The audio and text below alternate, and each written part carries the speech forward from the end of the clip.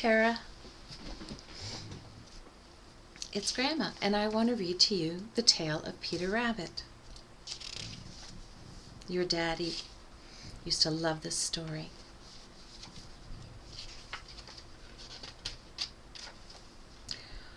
Once upon a time, there were 4 little rabbits, and their names were Flopsy, Mopsy, Cottontail, and Peter. They lived with their mother in a sandbank underneath the root of a very big fir tree. "Now, my dears," said old Mrs. Rabbit one morning, "you may go out into the fields or down the lane, but don't go into Mr. McGregor's garden. Your father had an accident there, and he was put in a pie by Mrs. McGregor. Now, run along and don't get into mischief. I'm going out." Then old Mrs. Rabbit took a basket and her umbrella and went through the wood to the baker's. She bought a loaf of brown bread and 5 currant buns. Flopsy, Mopsy, and Cottontail, who were good little rabbits, went down the lane to gather blackberries. But Peter, who was very naughty, ran straight away to Mr. McGregor's garden and squeezed under the gate.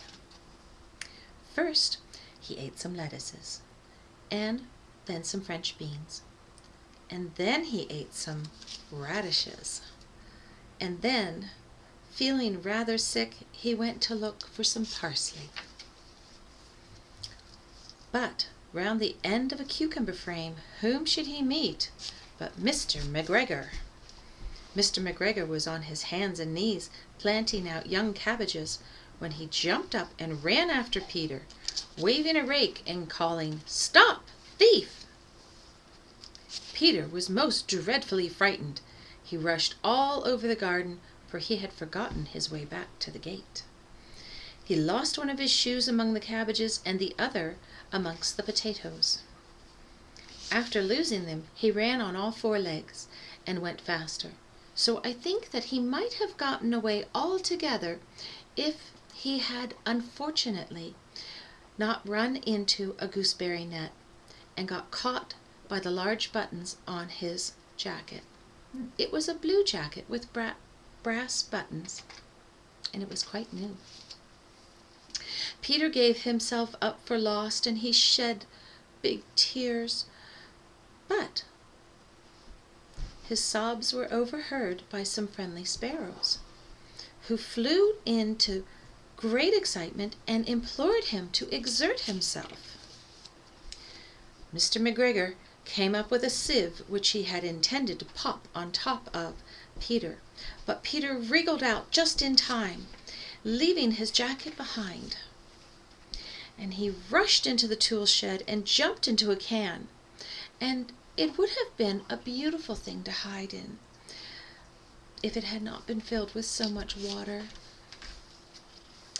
Mr. McGregor was quite sure that Peter was somewhere in the tool shed, perhaps hidden underneath a flower pot.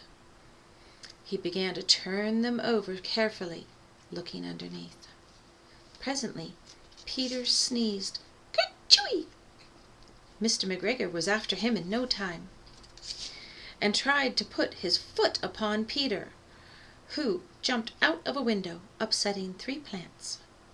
The window was too small for Mr. McGregor, and he was tired of running about after Peter, so he went back to his work. Peter sat down to rest. He was out of breath and trembling with fright, and he had not the least idea of which way to go. Also, he was very damp from sitting in the can. After a time, he began to wander about, going limpity, limpity, not very fast, and looking all around. He found a door in a wall, but it was locked, and there was no room for a fat little bunny to squeeze underneath. An old mouse was running in and out over the doorstep, carrying peas and beans to her family in the wood.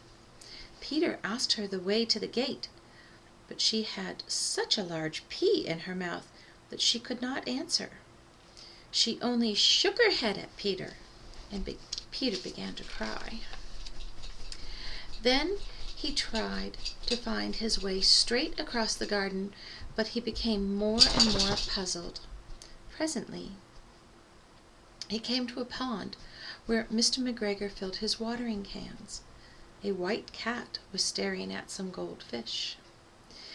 She sat very, very still, but now and then the tip of her tail twitched as if it were alive.